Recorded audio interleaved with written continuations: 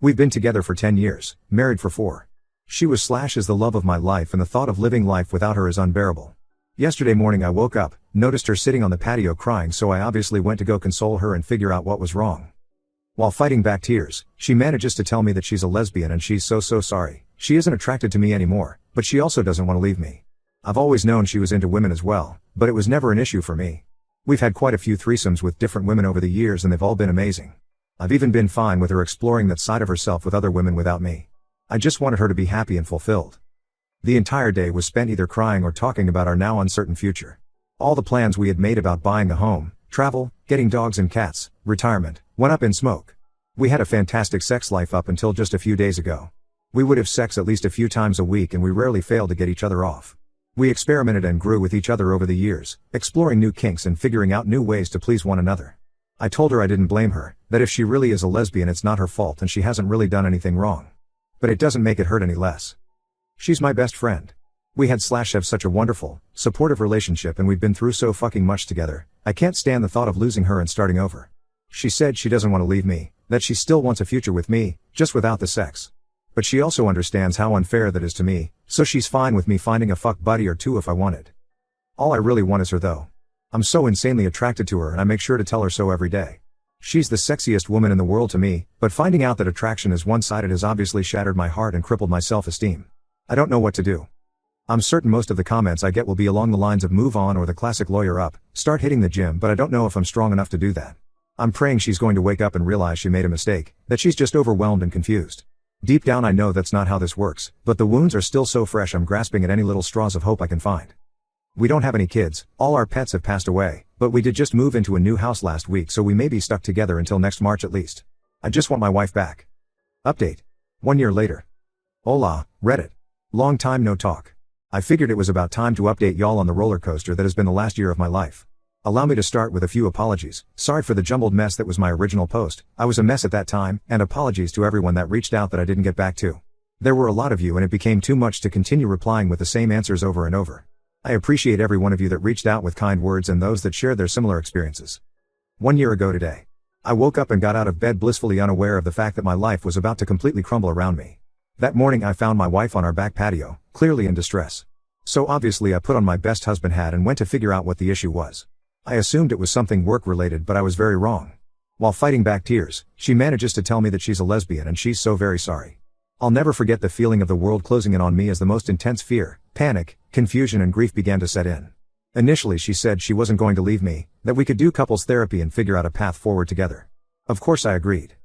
3 days after receiving that news, I was informed by my mother that my stepdad was diagnosed with stage 4 lung cancer.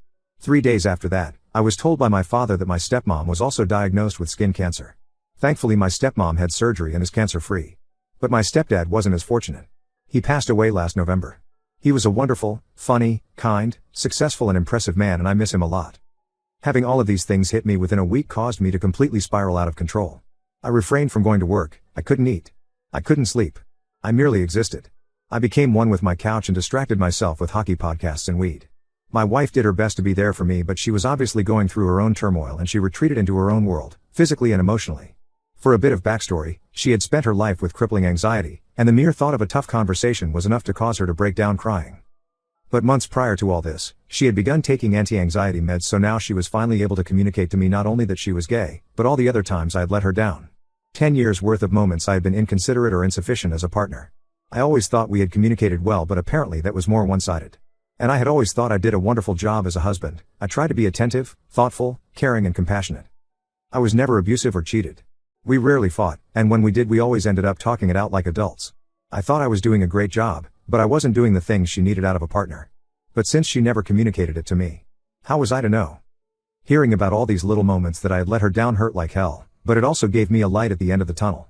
A mission. Save marriage. I couldn't do anything about her being gay, but I could damn sure make up for every instance of neglect. I put together a plan to prove to her I was worth staying with.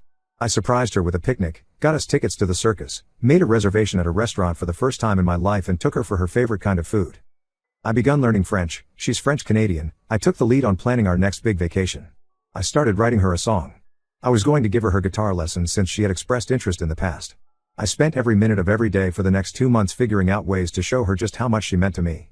She was also able to confess that she wanted children. We had agreed early on that kids weren't on the table, but she had a change of heart. And for her I would have absolutely done it, and I told her so numerous times. In May, she left the country for a girls' trip to the Dominican. It had been planned for at least a year. We agreed to go minimal contact during the week-long trip so she could get her head straight and really figure out what she wanted. We actually hooked up the day before she left, and it was the first time in 2 months I felt like everything was actually going to be okay. But the day she came home, she officially ended our marriage. Now, one of the toughest parts of this situation was we had just moved into a big new house with a few roommates on March 1st. Neither of us could afford to have her just move out right away. It would have screwed ourselves and our roomies over financially.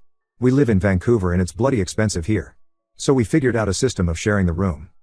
There were even times where we would still share the bed, but it eventually became too painful. So I renovated the large shed in our backyard with a futon, air conditioning and a TV, and basically lived in it all summer. She began dating someone, so as time went on, she was gone more and more until she had basically moved out but continued to pay rent. During these months, so many people close to me went through tragedies too. One of my closest friends lost his mom to cancer. A good friend from high school lost his wife to cancer too. I had known her through work, and got to see them begin their relationship, get married and have a beautiful daughter, only for it to end so unbelievably tragically. And mere weeks before my stepdad's passing, another family member's longtime partner chose to end his life. The amount of grief I felt for myself and those close to me was unbearable. Unfathomable. So much loss in such a short period of time. Every day for months I thought about ending it all, but kept going, mostly because I couldn't do that to my parents. For all the bad that took place, there was actually some good. I quit my toxic but well-paying job in May due to being so overwhelmed and their lack of sympathy towards my situation. And that led me to find an absolute dream job a few months later. Now I work as the quality control guy for a large music retailer's guitar department. I get to play, test and fix guitars every day, and it's a dream come true. A few buddies and I entered a radio contest last summer and actually won it. We improvised a 30 seconds commercial, submitted it, and out of 80+ entries, we won $10,000 in nationwide play. My ex-wife actually saw our commercial play on the big screen before a movie once.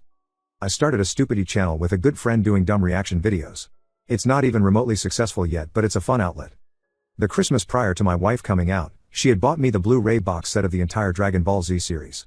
And somehow we managed to watch all of it. Before, during and after the split. I'm quite proud of that for us. And finally, last November I met someone really special. She was also out of a long-term marriage and they had split for pretty much the same reason. We've been officially dating since New Year's Day. She's absolutely wonderful.